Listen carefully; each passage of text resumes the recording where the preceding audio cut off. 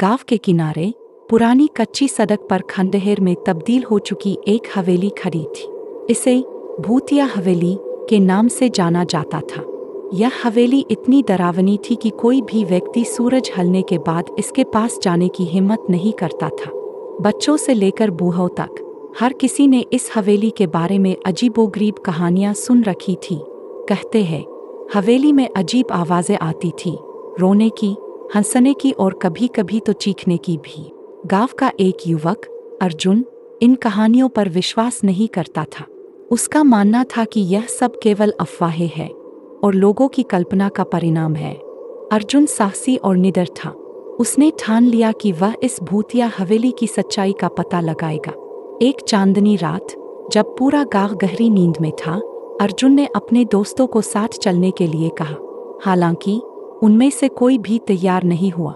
वे डर गए और उसे चेतावनी दी कि वह हवेली के पास न जाए। लेकिन अर्जुन ने उनकी बातों को अनसुना कर दिया और अकेले ही चल पड़ा। हवेली के पास पहुंचते ही उसे ठंडी हवा का झोंका महसूस हुआ। हवेली का मुख्य दरवाज़ा खुला हुआ था। उसने टॉर्च जलाकर अंदर कदम रखा। अंदर की दीवारों पर जाले थे, फर्श पर धूल की मोटी परत और कोनों में चूहे दौड़ रहे थे। अर्जुन ने जब पहली बार अंदर का मुआयना किया तो उसे कुछ खास अजीब नहीं लगा। लेकिन जैसे ही वह मुख्य हॉल में पहुंचा, उसे महसूस हुआ कि कोई उसे देख रहा है। उसने चारों ओर देखा, पर वहाँ कोई नहीं था। तभी एक पुराना झूला अपने आप हिलने लगा। अर्जुन का दिल जोर जोर से धड़कने लगा। उसने खुद को शांत किया और आगे बढ़ा। हॉल में एक बड़ी अलमारी थी जिसमें पुरानी किताबें पड़ी थी। अर्जुन ने उनमें से एक किताब निकाली। वह किताब बहुत पुरानी और फटी हुई थी। जैसे ही उसने किताब खोली, उसे किसी महिला की धीमी आवाज़ सुनाई दी। तुम यहाँ क्यों आए हो? अर्जुन ने चौंक कर चारों ओर देखा, पर कोई नहीं था। उसने सोचा कि यह उसका भ्रम है और फिर से किताब पर ध्यान केंद्रित किया। लेकिन आवाज़ फिर आई, इस बार और तेज। चले जाओ, वरना पछताओगे। अर्जुन का साहस अब थोड़ा डगमगाने लगा था, लेकिन उसने ठान लिया था कि वह सच्चाई का पता लगाकर ही रहेगा। उसने किताब को अपने बैग में रखा और दूसरे कमरे की ओर बढ़ा। दूसरे कमरे में उसे एक पुराना संदूक मिला। संदूक पर धूल जमी हुई थी। जैसे ही उसने संदूक खोला, एक तेज हवा का झोंका आया और दरवाज़ा अपने आप बंद हो गया। कमरे में घना अंधेरा छा गया। अर्जुन ने टॉर्च जलाई और संदूक में झांक कर देखा। उसमें कुछ पुरानी चिट्ठियां और एक महिला की तस्वीर थी। तस्वीर के पीछे लिखा था, कामिनी 1920। तभी उसे एक लड़की की परछाई दिखी जो दरवाजे के पास खड़ी थी। अर्जुन ने हिम्मत जुटाकर पूछा, तुम कौन हो? लेकिन परछाई बिना कुछ बोले गायब हो गई। अर्जुन अब समझ चुका था कि इस हवेली में कुछ तो अजीब है।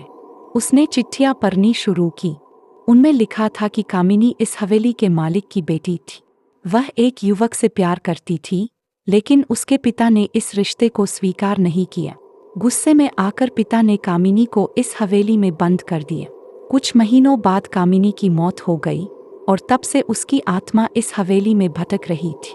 तभी हवेली में दरवाजे और खिड़कियां जोर जोर से बजने लगी। अर्जुन को महसूस हुआ कि कोई अदृश्य शक्ति उसे वहां से भगाना चाहती है। उसने चिल्लाकर कहा, कामिनी, अगर तुम यहाँ हो तो मैं तुम्हारी मदद करना चाहता हूँ।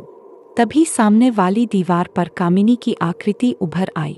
उसने अर्जुन से कहा, मेरी आत्मा को शांति चाहिए, मुझे इस जगह से मुक्त करो।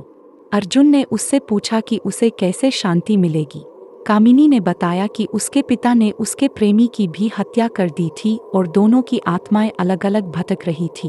अर्जुन ने तय किया कि वह कामिनी और उसके प्रेमी की आत्माओं को मिलाने की कोशिश करेगा। उसने गांव के पंडित से मदद ली और हवेली में एक हवन का आयोजन किया। पूरे गांव के लोग डर के बावजूद वहां आए।